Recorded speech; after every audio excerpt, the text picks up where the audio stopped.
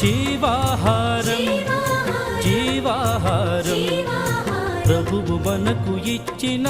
ప్రేమాహారం జీవాహారం